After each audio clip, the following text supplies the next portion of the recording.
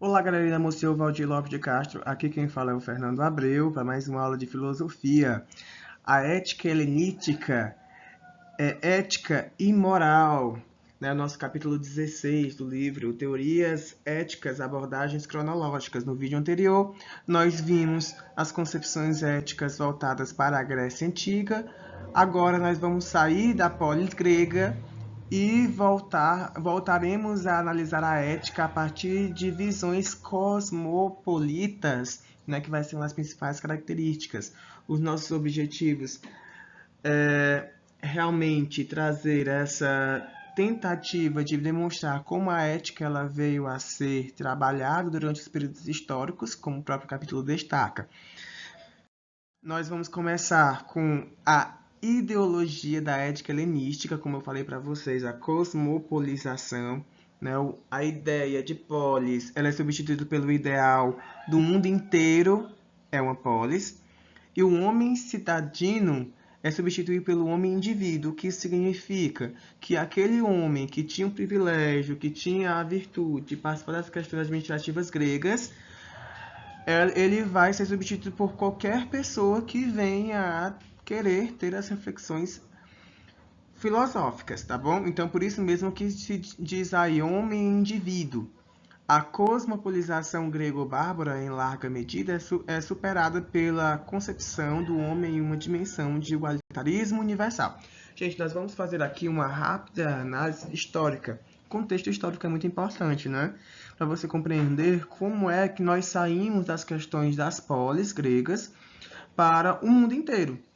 A filosofia grega, né, ela vai realmente ter como epicentro Atenas e os seus ideais, eles vão trazer a origem da filosofia, como nós conhecemos atualmente, né, com a questão da abstração, o raciocínio abstrato.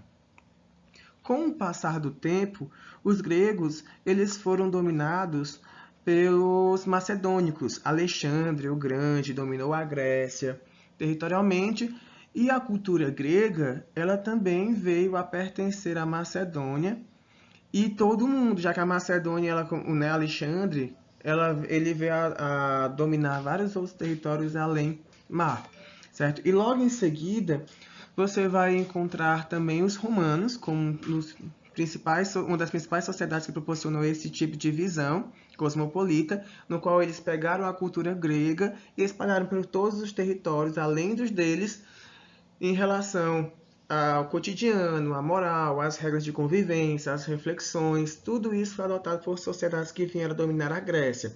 A Grécia, ela continua sendo epicentro, certo? Na ética helenística, também chamada. Mas como você pode observar, toda e qualquer pessoa, sendo livre, sendo jovem, sendo velho, terá a possibilidade de possuir aí as reflexões, a ética, né, que eram pertencentes apenas às pessoas que tinham algumas características na Grécia Antiga, que seriam os homens, né, virtuosos, os homens que participavam da política. Se você realmente está acompanhando os vídeos de filosofia, no nosso encontro passado, no nosso vídeo passado, eu explico para vocês que os gregos eles tinham aí, né, os treinamentos, os homens gregos eles tinham um treinamento para participar da política. Os filósofos treinavam, os sofistas treinavam estas pessoas a debater, a dialogar, a discursar. E na ética, no período helenístico, que também faz parte do período antigo, né, de transição quase para o medieval, nós temos essa visão universal, igualitária, tá bom? A filosofia passou a ser acessível para todas as pessoas. As principais correntes do helenismo são o cinismo, o epicurismo, o estoicismo e o ceticismo. Nós temos essas quatro correntes. No livro de vocês vai estar apresentando apenas o cinismo, o epicurismo e o estoicismo. Nas páginas relacionadas à ética helenística, começando na página 211. O ceticismo ele vai aparecer também como uma das principais correntes helenísticas Porém, o livro ele não trabalha neste capítulo, tá bom? Então, provavelmente também não vai cair nessa avaliação de N3. A noção da saúde do espírito denota uma característica comum às escolas helenísticas. O que seria isso, essa saúde do espírito? Os gregos, eles chamavam de ataraxia, né? Essa saúde, essa tranquilidade do espírito, tá bom? A ênfase na discussão sobre a melhor maneira de viver uma vida feliz, uma vida saudável, vai ser aí a ética, as reflexões voltadas para este período da filosofia, seja na alegria, seja no infortúnio. O epicurismo, que vai ser a primeira escola que aparece aí no livro de vocês, na página 211. O principal representante dessa corrente vai ser Epicuro de Samos, que é esta pessoa que está sendo representada aí pelo busto desta foto, que está aí na lâmina. Refere-se aos prazeres naturais necessários, como comer e beber quando se tem fome ou sede, e repousar quando se está cansado. Não rejeita os prazeres naturais e não necessários, como cultivar amizade, saborear comida e bebida refinadas e vestir-se bem, desde que com comedimento. Aí está uma das grandes diferenciações entre o epicurismo e o estoicismo. Tá bom, gente? Olha, o comedimento. Nada de forma extravagante, nada que venha a fugir das necessidades naturais, dos prazeres naturais, nós também já falamos isso em sala de aula. Que cultivar a amizade, saborear a comida quando você está com fome, beber bebidas refinadas quando se tem sede, vestir-se bem, é trazer uma tranquilidade do espírito, é trazer aí uma ataraxia, é viver bem, é a arte de viver bem. Lembrando que todas as escolas helenísticas procuram esta forma de reflexão, que é a arte de viver bem, tá bom? Despreza, porém, os prazeres não naturais e não necessários que fatualmente provocam instabilidade e sofrimento. Para os epicuristas, também conhecidos como hedonistas, o sum-bem encontra-se num prazer, mas é um prazer moderado. Então, todos os prazeres que fogem dos bens naturais é algo repudiado pelos epicuristas, pelas reflexões epicuristas. Nós temos a riqueza, a fama como formas de exemplo. Defende o materialismo, a negação da transcendência divina. Isso significa que os epicuristas eles não vão temer aos deuses, não deve-se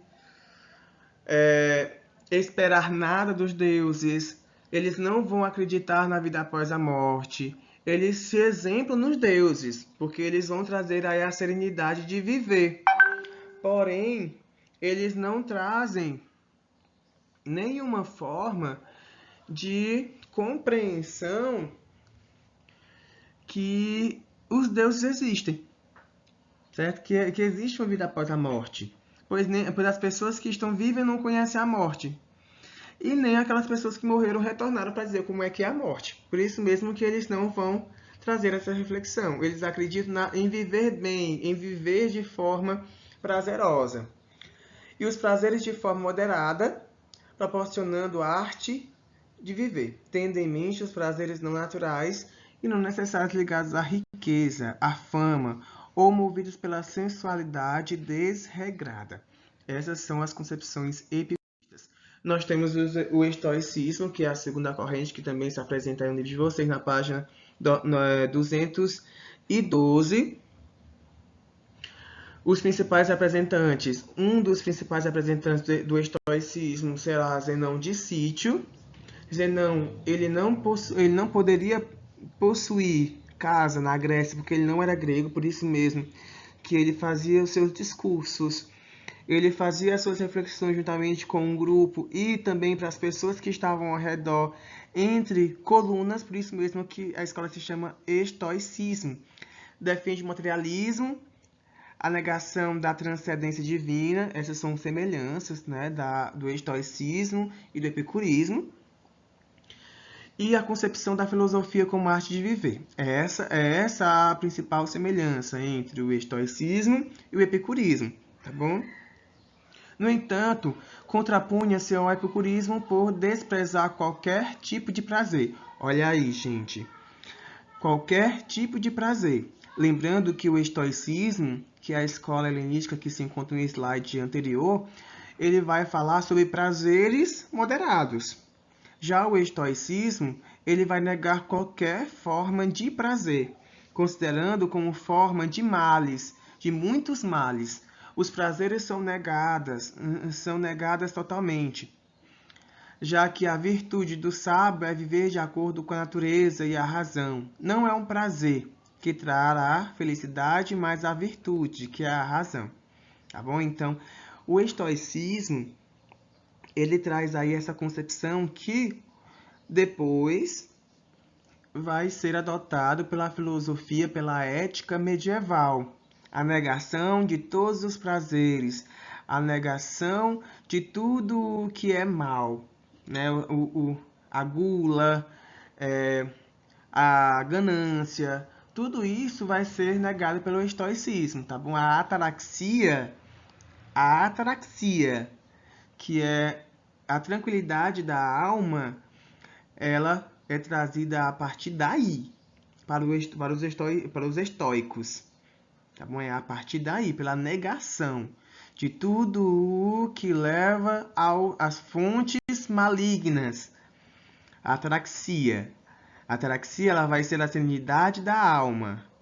Tá bom? Então, é esta a concepção que vai ser trazida lá no seu livro. Relembrando aqui, agora, o que é virtude para a filosofia. A virtude, ela vai ser uma qualidade moral, um atributo positivo de um indivíduo, é a disposição de um indivíduo de praticar o bem. Não é apenas uma característica, trata-se de uma verdadeira inclinação, de hábitos constantes que levam o homem para o caminho do bem. Tá certo? Então é o caminho do bem. Lembrando aí o que é a virtude, que pode ser cobrado na sua avaliação de N3.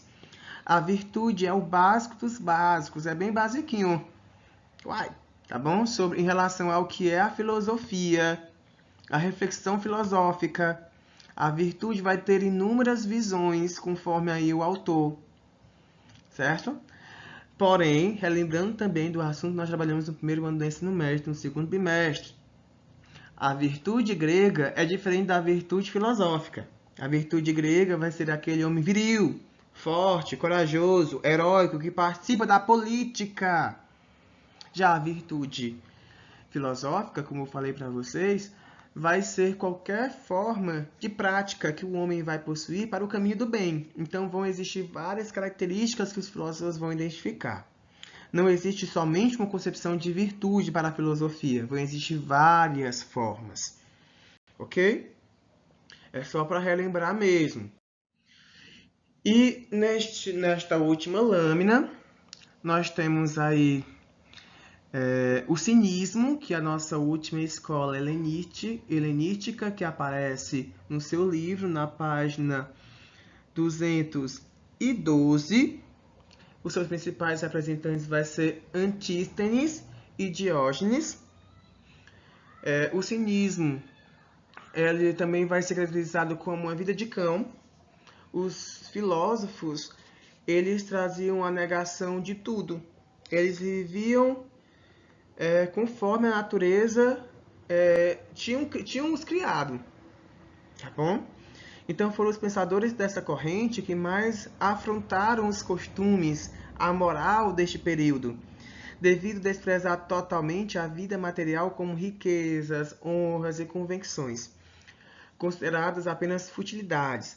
No nosso caderno, nós anotamos algumas coisas relacionadas a esta corrente helenística, no qual você pode perceber que existe aí a afirmação e a negação de algumas características da época, como, por exemplo, o casamento. O casamento era apenas um ato insignificante para os cínicos, porque não fazia parte da natureza humana, era apenas mais uma regra criada pela sociedade. Então, eles iam contra a moral, então eles eram imorais. Eles iam contra a moral existente da época. E eles eram a favor a questões que faziam com que o corpo se sobrevivesse, como por exemplo beber, comer, fazer relações sexuais, tá bom? Então eles iam contra qualquer forma de vida material, de regras morais. Eles eram contra. Era assim que eles traziam as questões de ataraxia. Uma vida feliz é aquela no qual o corpo ele trazia a sua sanidade, a sua razão de viver, de existir. O desejo de uma vida simples e sem pudores era uma característica desses pensadores que os tornavam causadores de escândalos, porque estes pensadores eles saíam às ruas com roupas parecendo como mendigos, podemos dizer assim. Pareciam mendigos, eram mulambos, andavam com com pés descalços, urinavam e defecavam onde estavam, dormiam aonde achavam necessário, onde podiam descansar, independente do local. Então eles pensavam de forma simples. É muito diferente, né, gente, o que nós consideramos o que é uma pessoa cínica. O cinismo, na ética helenística, na filosofia helenística, ela vai ser uma pessoa simples, uma pessoa sem pudor, tá bom? Então, nós trazemos aí o significado. Nesta imagem, você pode ver Diógenes conversando com o imperador de Roma, certo? E aí, quando ele pergunta, o imperador pergunta para Diógenes o que ele deseja, ele poderia proporcionar qualquer coisa. Diógenes ele pede para que ele se afaste, por ele estar tampando o sol, para que você possa perceber como os cínicos eles pensavam, tá bom? É muito interessante mesmo, né, gente? Como os significados na filosofia eles mudam.